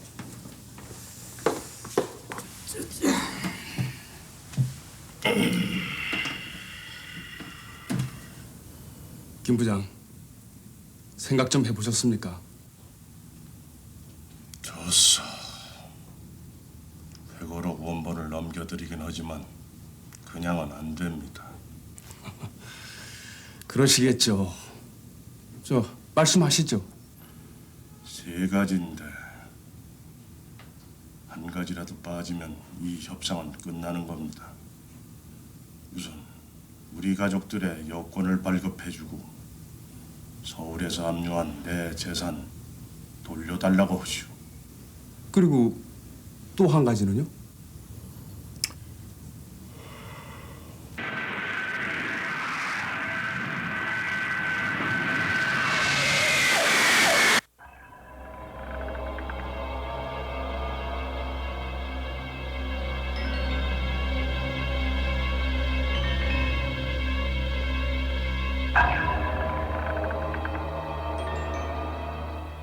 79년에 들어서면서 김재규는 권력 내부의 파워게임에서 계속 밀리고 있었습니다. 대표적으로 김재규 정보부장은 5월 30일 신민당 전당대회에서 김영삼 씨가 당 총재로 등장하는 것을 막지 못했고 YH 여공들의 신민당사 농성을 진압하는 과정에서도 실수를 해서 정보부장의 자리가 위태한 상황이었습니다. 김재규는 김영옥 문제를 어떻게든 해결해서 박 대통령의 신뢰를 회복해야 될 상황이었습니다.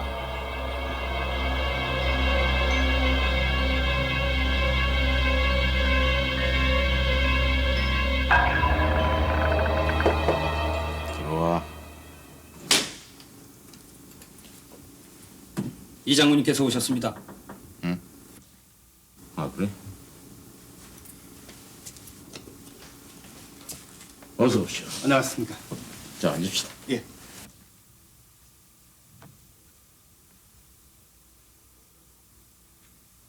뭐라고 합니까? 여권 발급해주고 서울에 있는 재산을 돌려달랍니다. 그리고 200만 달러를 요구하던데요. 뭐? 200만? 200만 달러면 얼마나 큰 돈인데 안 됩니다. 200만 달러는 다 안 주더라도 돈을 얼마간 줘야 원본을 줄 것 같습니다.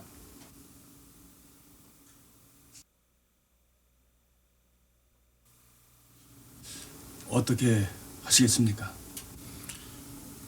일단 해주겠다고 하시오.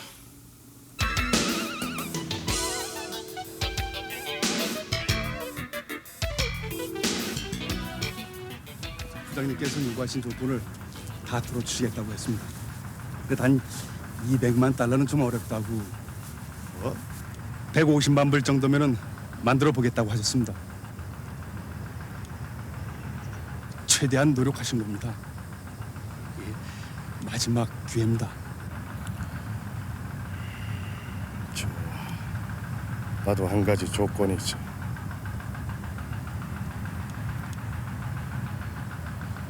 여권을 내가 영사관에 가지러 갈 수는 없어. 뉴욕 총영사관은 치외법권인데다 내가 거기까지 가서 납치라도 당하면 어떡하나. 그러니 여권을 우리 집으로 갖다 주게. 김재규한테 그렇게 전해. 내 말을 못 믿겠다는 건데 나도 좋습니다.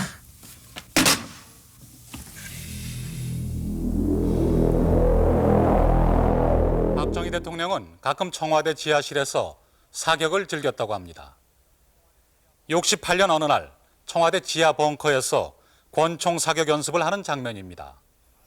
이 사진의 모습처럼 많은 사람들이 김형욱은 청와대 지하실에서 박 대통령에 의해서 살해됐을 거라는 얘기들을 많이 하고 있습니다. 과연 그랬을까요? 지금부터는 증언을 토대로 한 추리인데 1979년 9월 들어서 김재규 정보부장은 협상보다 더 확실하고 손쉬운 방법을 생각했던 것 같습니다. 김영옥의 운명은 바로 여기서 결정됐는지도 모릅니다. 그러면 그 다음은 공작을 실행할 장소가 문제인데 미국의 경우 당시 한미 관계는 최악의 상태였고 또 미국은 망명해온 김형욱을 보호해줄 의무가 있는 나라였기 때문에 어렵다고 생각했을 것입니다. 그런 후에 선택된 제3의 장소가 파리였을 것입니다. 그러면 김형욱은 파리에서 과연 어떻게 실종되었는가?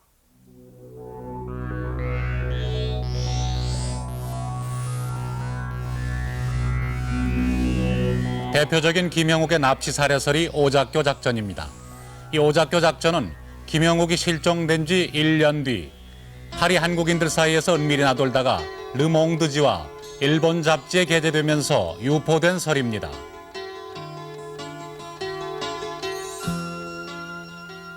오작교 작전의 책임자는 당시 주미공사였습니다. 주미공사는 회고록을 출판하지 않는다는 조건으로 김형욱에게 200만 달러를 주기로 하고 파리의 중정 책임자를 통해 돈을 건네주기로 김형욱과 약속합니다. 79년 8월 10일 파리 중정 책임자는 약속대로 50만 달러를 입금시키고 영수증을 건네받습니다. 이 자리에서 파리 중정 책임자는 망명 의사를 여러 번 밝히면서 김명옥과의 신뢰를 돈독히 합니다. 정부 일이 점점 싫어집니다. 저도 미국이나 캐나다로 망명할 길이 없을까요? 솔직히 부장님이 부럽습니다.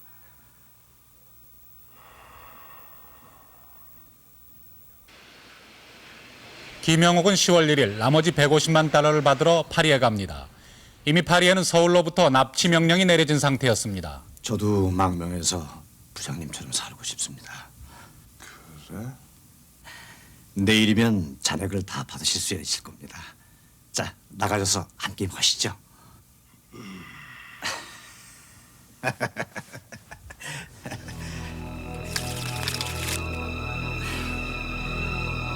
부장님, 일본 여자가 새로 개업한 술집이 하나 있는데요. 예, 이 서비스가 아주 기가 막힙니다.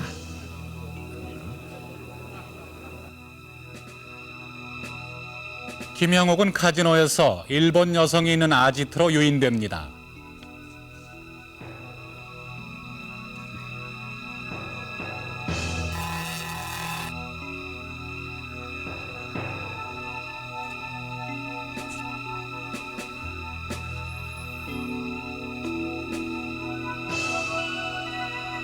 김영옥은 수면제를 탄 술을 마시고 꾸벅꾸벅 졸면서 마취 주사를 맞습니다.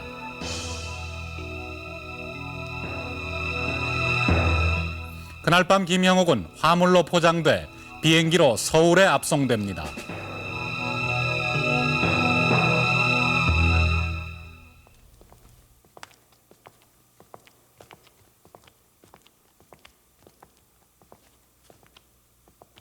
배신자. 조국과 민족을 위해 선택한 길인 만큼 난 떳떳해. 닥치라!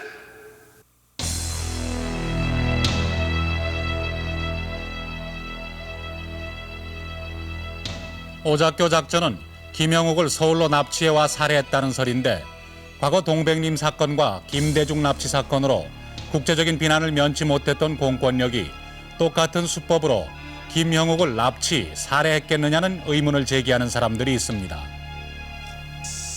불란서의 정보 조직, 불란서의 경찰 조직, 비밀 경찰 조직, 그 모든 수법을 뻔히 우리가 알고 있는데 그쪽하고 결탁하기 전에는 불란서 밖으로 나가는 흔적이 현재 없지 않아요. 물론 애학하고에 실어서 올라면야 올 수 있었지 모르죠. 그러나 애학하고에 실리는 짐이고 뭐이고 그것이 불란서 비밀경찰의 그 눈을 피해서까지 그렇게 과연 할 수 있었겠느냐 하는 것은 무기나에서 한다는 조건 아니면은 살아있는 사람을 그 실어가지고 그 리프트로 비행기에 싣고 리프트에서 또 나오고 이건 우리로서는 상상 못합니다. 또 다른 설은 파리 현지에서 살해됐다는 것입니다.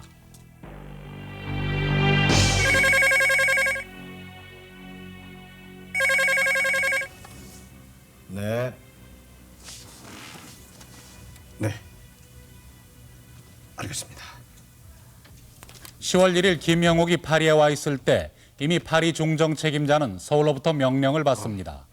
그러나 어떤 명령이 내려졌는지는 알 수 없습니다. 그 하나가 청부 살해시키라는 명령이었을 거라는 주장입니다.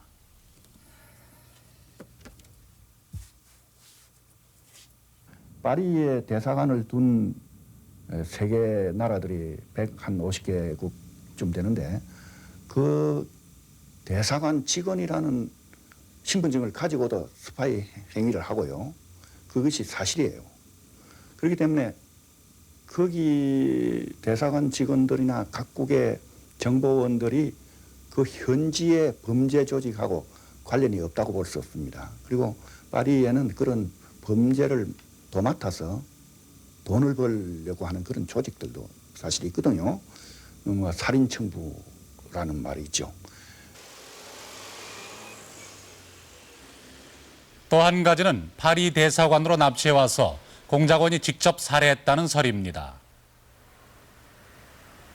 살해 행동대 중에는 당시 공군대위의 김모라는 사람이 두 손을 결박시킨 김영옥 씨를 직접 권총으로 이마에 대고 발사해서 죽였다는 사실과 이때 김영옥 씨가 이 새끼들아 빨리 죽이라 하고 소리쳤다는 것도 들었습니다. 이와 같은 사실은 당시 또 다른 김영옥 씨 암살 예비조장이던 서모 해병대령에 의해서 증언을 받았으며 당시에 그 살해당한 상황의 사진과 비디오 테이프 또한 이 새끼들아 죽여라 하던 그 소리까지도 목격하고 들었다고 저는 증언을 받은 바 있습니다. 사건이 나기 한 열흘 전부터 파리 시내 건강한 젊은 한국 남자들 20-30여 명이 파리 시내에서 대사관 주변에도 있었고 저희 가게 부근에서도 보게 되고 그래서 참 드물게 비슷한 젊은 세대의 남자들이 파리에 많구나 하고 제가 생각했던 기억이 나요. 그리고 그 사람들이 바로 그 박 대통령 시해 사건이 나기 하루인가 이틀 전에 공항에서 일시 철수하는 걸 제가 공항에서 목격한 기억이 있습니다. 들어와.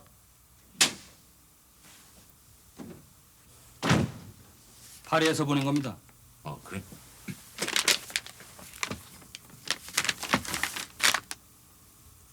나가봐. 네.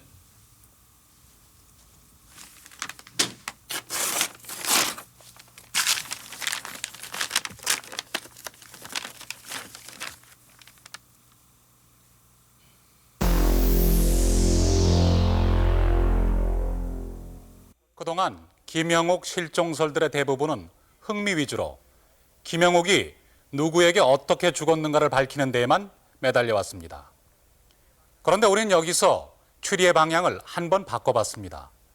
왜 김영옥은 파리에 혼자 갔을까요? 우리는 이 첫 단추가 풀리면은 김영옥 실종의 미스터리는 자연히 풀릴 수 있으리라고 봅니다. 사실 김영옥은 암살당할 것을 우려해서 미국에서도 경호원을 둘씩이나 데리고 다닌 철저한 사람입니다. 그러한 그가 파리에 혼자 갔다는 것은 도저히 납득할 수 없습니다. 누군가 김영옥이 믿을 만한 사람이 그가 파리에 혼자 오도록 유인한 것은 아닐까요? 그렇다면 그 사람은 누구인가? 바로 그 사람이야말로 김영옥 실종 미스터리의 열쇠를 쥐고 있는 인물일 것입니다. 과연 김영옥이 파리에 가기 직전의 모습이 어떠했고 누가 그를 파리로 불러냈겠는지 상황과 증언을 토대로 해서 살펴보겠습니다.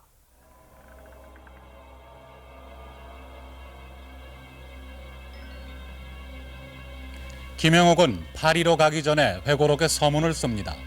정보부장 시절에 대한 향수, 권력에서 밀려난 것에 대한 배신감 때문에 회고록을 쓰기 시작했지만 막상 2년 3개월 동안 회고록으로 역사를 돌아보면서 그는 대단히 허탈해 있었다고 합니다.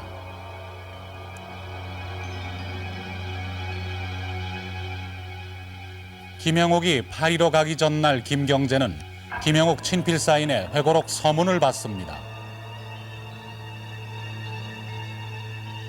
1979년 9월 30일, 그러니까 김영옥 씨가 파리를 향해서 그의 최후의 여행을 했던 바로 하루 전에 제가 그분으로부터 서문의 마지막 원고를 받을 수 있게 된 것은 지금 보면 참으로 다행스러운 일이라고 생각합니다.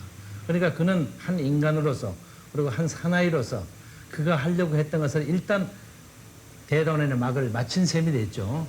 그래서 제가 그 글을 지금으로서 보니까, 그 후에 보니까 어떤 그 운명적 그 예감이 있었던 것 같아요. 거기에 예를 들면 진실된 혀는 영원히 보존되거니와 거짓 혀는 찰나적으로 지나간다 하는 잠언의 말을 인용한 대목도 있고요. 그거 전혀 제가 가감 첨삭한 게 아니올시다. 그리고 내가 이 세상에서 사라진다고 하더라도 이 증언만큼은 오래도록 남아서 그 증언의 진가를 후세와 후학들에게 보내줄 것이다 하는 그런 자신을 표명한 대목도 있었어요. 김영욱은 가족들의 간곡한 만류도 뿌리치고 파리에 혼자 갑니다. 도대체 파리에 혼자 오도록 그를 유인한 사람은 누구였을까?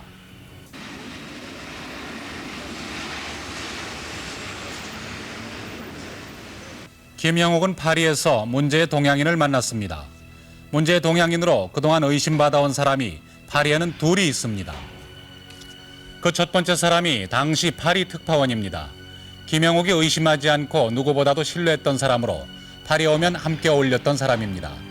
그래서 더욱 사람들은 그가 김영욱을 파리에 혼자 오도록 유인하지 않았을까 의혹을 가졌던 것이 사실입니다. 특히 그는 김영욱 실종 당시 동경에 있었다고 하면서도 김영욱 실종을 제일 먼저 알고 특종을 날린 사람이기도 합니다.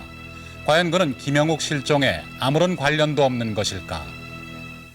제가 이제 김영욱 씨 실종에 관해서 상당 부분 진실을 알고 있을 거다 하고 생각하는 사람이 많이 있는 것도 제가 알고 있습니다. 그런데 제 입장에서 생각해 볼 때 그 당시에 제가 조선일보 특파원으로서 파리에 근무하고 있었고 김영욱 씨가 실종되기 전해부터 78년부터 이제 파리에 오면서 저하고 몇 번 만난 사실이 또 엄연히 있고 저로서는 또 언론인의 입장에서 국내적으로 문제가 되고 있던 사람을 만나야 되는 그런 하나의 직업적인 하나의 이유도 있지 않습니까? 그래서 그 양반을 만난 것이 또 사실이고 또 김영욱 씨 가족들이 김영욱 씨가 파리에 가면은 모든 이 일정이라든가 이것을 신용석 특파원은 혹시 알고 있지 않을까 하는 이런 생각도 했다고 저는 생각을 합니다. 이런 여러 가지 때문에 제가 실종 당시에 본사의 문화사업관계일로 서울에 와 있었습니다만은 김영욱이 중정부장으로 있던 시절 감찰실장을 맡았던 방준모 씨는 김영욱 실종에 직접 관계됐다고 여기는 한 사람에게 편지를 보냈습니다.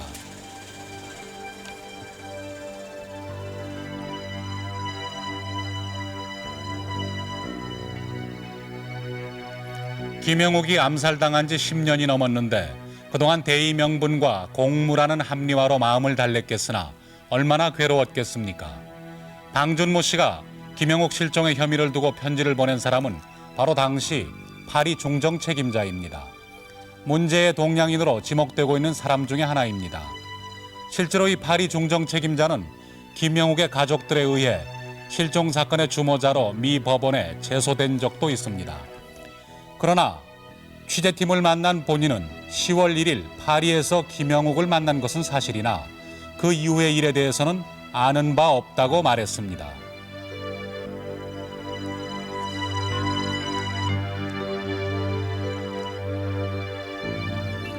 김영욱의 실종은 영원히 미스터리로 남기기 위한 사람들의 의도에 따라 묻혀져 있는 것인지도 모릅니다.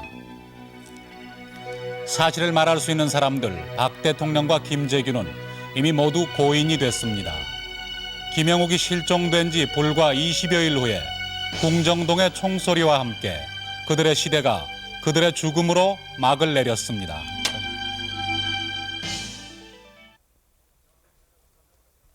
결론을 내려본다면 전 중앙정보부장이었던 김영욱 씨는 실종이 아니라 사망이고 그것도 단순 사고가 아니라 시체조차 찾을 수 없는 완벽한 살해였다고 보여집니다. 그러나 한국 공권력의 개입 여부에 대해서는 여러 가지 증언이나 정황을 통해서 심증은 가지만 어떤 단정을 내릴 수는 없었습니다. 그래서 우리는 당시 김영욱 실종 사건을 4개월 동안 수사했던 파리 경시청의 수사 현장으로 돌아가 보도록 하겠습니다. Cette enquête a été menée en commun par le préfet de police de Paris et par la CIA américaine. Nous avons étudié le cas de très nombreuses personnes mortes dans des conditions mystérieuses, mais sans aucun résultat. À ce jour, cette disparition n'est pas élucidée. 왜 끝까지 해결하지 않습니까? Nous avons simplement constaté la disparition. Il se peut que des indices apparaissent dans d'autres pays. 그러면 김영욱 씨가 국경을 넘어갔을 수도 있단 말입니까? Oui, tout à fait. 그렇다면 누구와 어디로 갔단 말입니까? Mais à ce sujet, vous en savez peut-être plus que nous. 한 가지만 더 묻겠습니다. 이 사건으로 한국 대사관 정보 요원을 수사한 적이 있습니까? Oui, en effet, mais sur ce sujet, je ne peux pas vous donner plus de précisions. 당시 특파원들은 카르타 수사관이 한국 공권력의 개입을 강하게 암시했다고 얘기하고 있습니다. 그래서 우리는 카르타 수사관이 뭔가를 알고 있을 것이라고 보고 사설 탐정을 통해서 그가 프랑스 남부 해안 어딘가에 살고 있다는 것을 알아냈습니다. 또한 그로부터 프랑스 내무장관의 허가만 있다면 우리가 궁금해하는 모든 것을 얘기해 줄 수 있다는 약속을 받아냈습니다. 그래서 취재팀은 지난 7월 31일 프랑스 내무장관에게 이 공문을 보내서 수사 자료와 당시 수사관의 인터뷰를 공식으로 요청했습니다. 그런데 프랑스 정부는 김영욱 실종 사건에 대한 협조를 공식적으로 거절한다고 통고해 왔습니다. 왜 프랑스 정부는 김영욱 실종 사건에 대해서 말하기를 꺼려하는 것일까요? 한편 김영욱 사건의 열쇠를 쥐고 있는 당시 우리나라의 중정 파리 책임자도 만나봤습니다. 그는 김영욱 사건은 부끄럽고 수치스러운 역사이니만치 그에 대해서 더 이상 말하고 싶지 않다고 했습니다.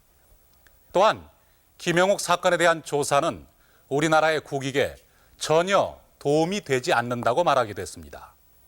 이 말은 무슨 뜻인가? 과연 김영욱 실종 미스터리가 밝혀지는 것이 국익에 도움이 안 되는 것인가?